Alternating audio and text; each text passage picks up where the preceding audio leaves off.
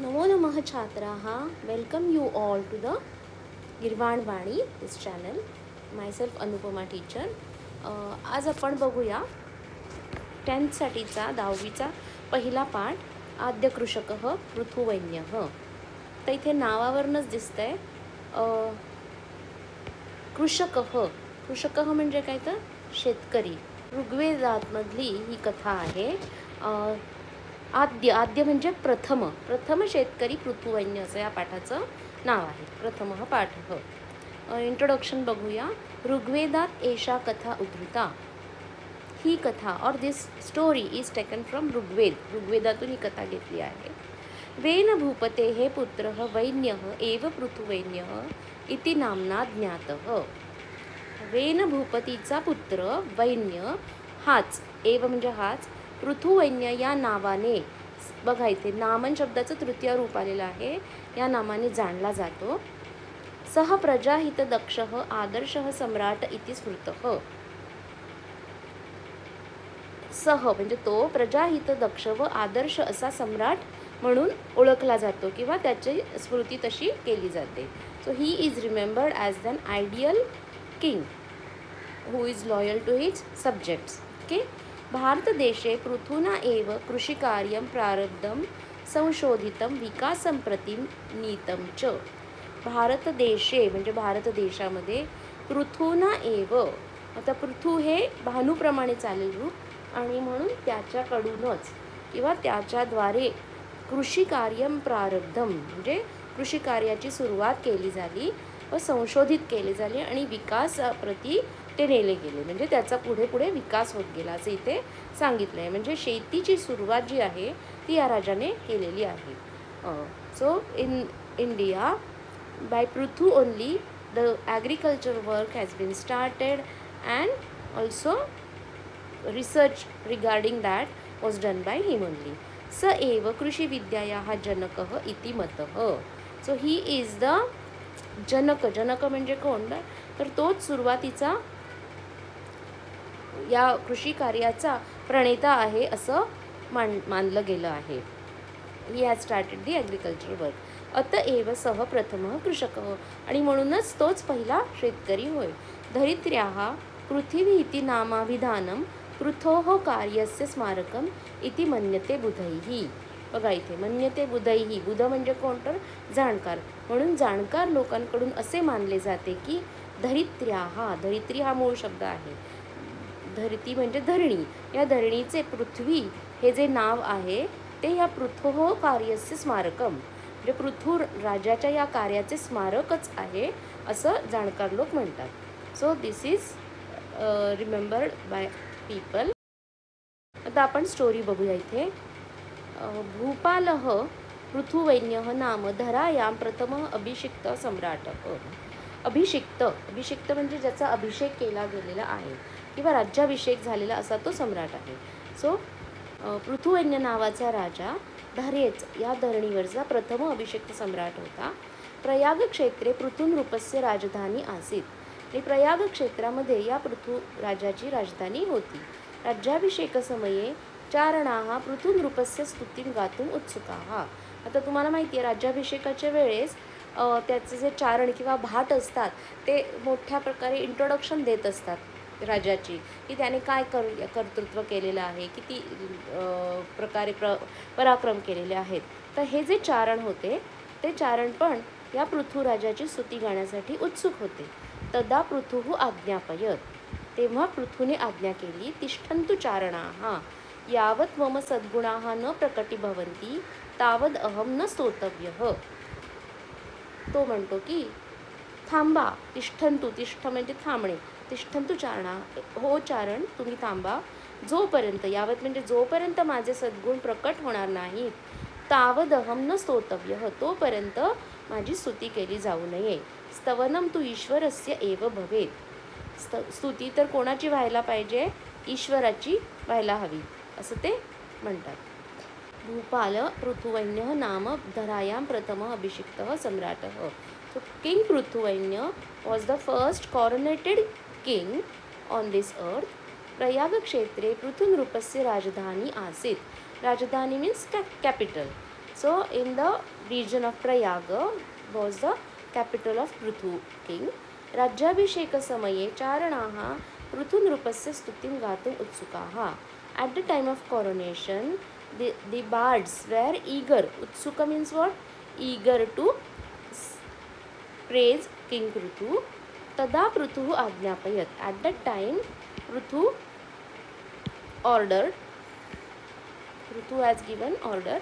Tishtantu charanaha. Tishtantu means, O bards, please stop.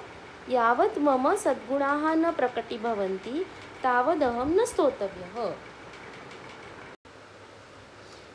May the bards stop. Means stop praising me. As long as my virtues are not manifested, I am not worthy of praising. Tavanam tu ishwarasya eva bhavet. Means the supreme Lord should be praised. Stuti gayakaha pruthunrupasya etadrushim nispruhatam jnatva prasanna abhavat. Means they become pleased seeing such a desirelessness of Pruthu. Ekada Pruthuraja swarajye brahmanam akarot. Means once King Prithu was wandering in his kingdom. तो त्याच्या राज्यात भ्रमण करत होता. भ्रमण समये तेन दृष्टम यत् प्रजाः अतीव कृशाः अशक्ताः च. कृशाः अशक्ताः. कृशाः means very weak. अशक्त feeble. भ्रमण समये means at the time of wandering. तेन दृष्टम यत्. दृष्टम this is participle, past passive participle of दृश. म्हणजे फिरताना त्याने पाहिलं की त्याची प्रजा जी आहे अतिशय कृश अशक्त अशी झालेली आहे. It was seen by him that his subjects was very weak and feeble. ताहा प्रजाः पशुवत जीवंती. This is sandhi here. पशुवत प्लस जीवंती म्हणजे ती प्रजा त्याची पशुप्रमाणे जगत होते. म्हणजे जे मिळेल ते खाणं, नाही मिळालं तर तसंच उपाशी राहणं, आणि यामुळे अतिशय अशक्त झाली होती. His subjects was living like an animal. निकृष्टान्नम खादंती was eating food which is not nutritious. म्हणजे अतिशय निकृष्ट असं अन्न प्रजेला खायला मिळत होतं. तद्दृष्ट्वा राजा चिंताकुलः जातः. तद्दृष्ट्वा, दृष्ट्वा बघा इथे तो अंतव्यय आलेला आहे. सीइंग दॅट म्हणजे हे पाहून राजा चिंताकुल झाला. So seeing that the king was worried. तदा पुरोहितः अवदत. This is also one more संधी हिअर. पुरोहितः प्लस अवदत. At that time purohit said, हे राजन धनधान्यादि सर्वं वस्तु जातं वस्तुतः वसुंधरायाः उदर एव वर्तते तत्प्राप्तुं यतस्व. तेव्हा पुरोहित म्हणाला की हे राजा, धनधान्य आदी म्हणजे हे सगळं, इथे हा समास आहे ॲक्च्युली, म्हणजे इतर सगळं, फक्त धनधान्य असंच नाही तर रत्न संपदा जी काही आहे ना, हे सगळं माझ्या वसुंधरायाः उदर एव वर्तते म्हणजे वसुंधरेच्या मध्येच आहे, पृथ्वीच्या पोटातच आहे. तत्प्राप्तुं यतस्व, ते मिळवण्यासाठी प्रयत्न कर. So the purohit said, O king, धनधान्यादि सर्वं वस्तु जातं, grains and wealth etc, everything is actually inside the earth only. tat praptum yatasva. Yatasva means you try to obtain that. See, tumanta avyay, this is okay. One twanta we got, and also this is tumanta praptum. Try to or strive to get that. tada Prithu Bhupen तदर्थम धनुः सज्जीकृतम. म्हणजे आणि त्यासाठी मग त्याने आपलं धनुष्य सज्ज केलं मिळवण्यासाठी जणू. तदा भूमिः स्त्रीरूपं धृत्वा तस्य पुरतः प्रकटिताः अभवत् अवदच्च. सो तेव्हा पृथूने आपलं धनुष्य सज्ज केलं. So the king readied his bow to get that, and at that time भूमिः स्त्रीरूपं धृत्वा. धृत्वा means after taking the form of an woman, Bhumihi, the mother earth, prakatita abhavat, appeared in front of him, avadacha, and said, हे Rajendra, O king, तव पिता दुःशासकः Wien राजः राजधर्मस्य पालनं नाकरोत्. What she said, O king, your father दुःशासक. दुःशासक म्हणजे bad ruler होता तो. तुझे पिता जो वेनराज होता तो दुःशासक होता, चांगला राज्यकर्ता नव्हता. राजधर्माचे पालन करत नसे तदा मया चोरलुंठक भयात धनधान्य पुष्पफलानी. इथे बघा, इथे हा समास झालेला आहे. आपण नंतर समास बघणारच आहोत. इतर द्वंद्व आहे. जास्ती शब्द एकत्र आले त्याला आपण समास म्हणतो. मम उदरे निहितानी, माझ्या उदरामध्येच आहेत, पोटामध्येच ठेवलेली आहेत.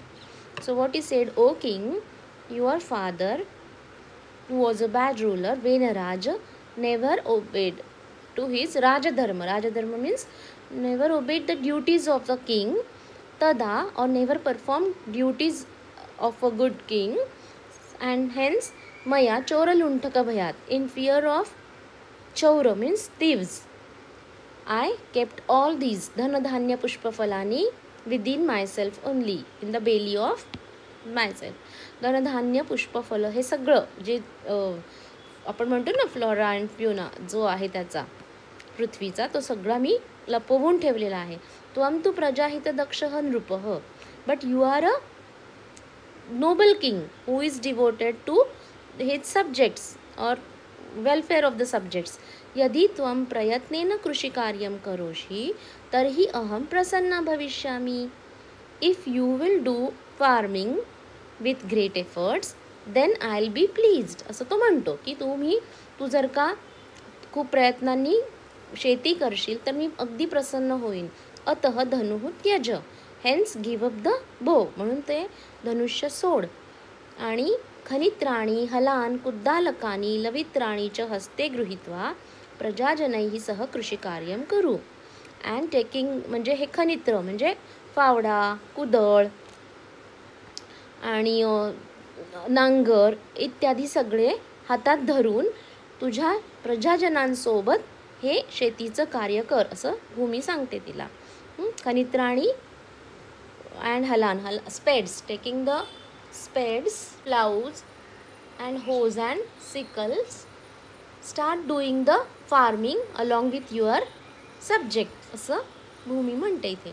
भूमातुः उपदेशं मनसी निधाय. सी, दिस इज लेबंत अव्यय.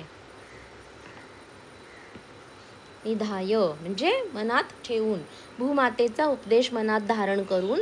पृथुवैन्यः नदीनां मार्गम अवरुद्ध्य, वन मोर लेबंत अव्यय इट इज, कृषिकार्यार्थं जलस्य उपयोगम अकरोत. नदीचा मार्ग अवरोधन करून म्हणजे अडवून कृषी कार्यासाठी त्याने पाण्याचा उपयोग केला. वृष्टी जलसंचयम कृत्वा जलव्यवस्थापनम अकरोत, आणि पावसाचे पाणीचा संचय करून जलव्यवस्थापन सुद्धा त्याने केलेलं आहे. So keeping the advice of Mother Earth in his mind, पृथुवैन्य make use of water. Jalasya upayoga means he made use of water by obstructing the paths of rivers. And Vrishti Jalasanchayam Krutva means by storing the rainwater also did the water management. Bhuvmim urvaratamam kartum prayatata.